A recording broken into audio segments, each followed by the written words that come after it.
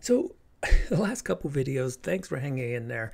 I know they seemed like maybe I've lost it. And trust me, I've lost it a long, long time ago. So, that's nothing new.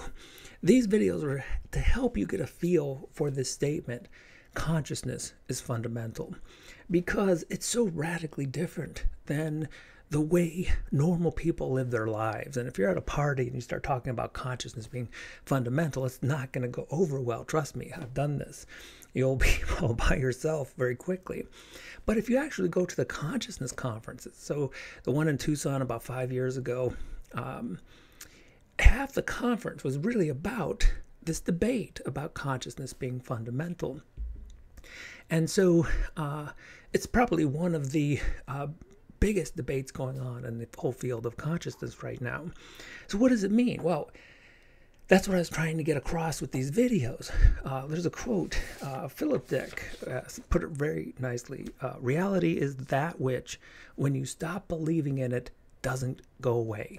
So when you strip away all the beliefs, all the thoughts, reality is what's left. And so many of my videos are about deconstructing all these left hemisphere beliefs. And so the self goes, work goes, social status goes, intelligence goes, what your thoughts about the body. And see, that's an interesting thing about perceptions. Even some perceptions are very influenced by thinking. So when you get rid of thinking, you get rid of even the subtleties of some perceptions, and you're left with what I call in the workbook clear consciousness, or just consciousness without any influence of thinking.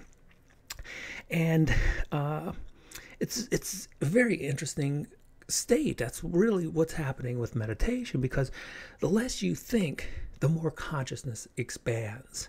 Thinking is always one thought at a time. And so the more you strip that away, the more vast consciousness becomes. And one of the most significant things is the realization that it's not your consciousness. That's the connection part, and that's why it feels like that's the fundamental basis of reality. Now, of course, most people consider the fundamental basis of reality the physical world, this physical stuff that makes planets and all the things that we talk about. And of course, there's two things that are really convincing about this quote physical world, and really lets us assume that it is external to us. Or maybe we could say external to consciousness, because it's consistent.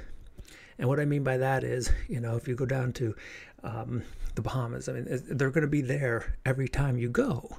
The world, if I find my keys, they're just where I left them.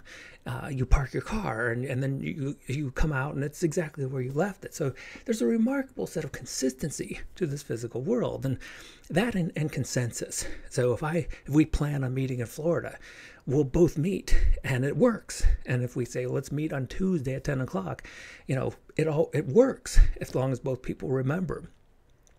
And so the consistency and the consensus of the physical world is what seduces us into believing that it's somehow external and it has an independent existence. And that's the fundamental nature of reality, not consciousness. But that's not necessarily true. In fact, the consistency and the consensus part of it could just as easily be used to argue that there is, in fact, one consciousness, and it is the foundation of what we call reality.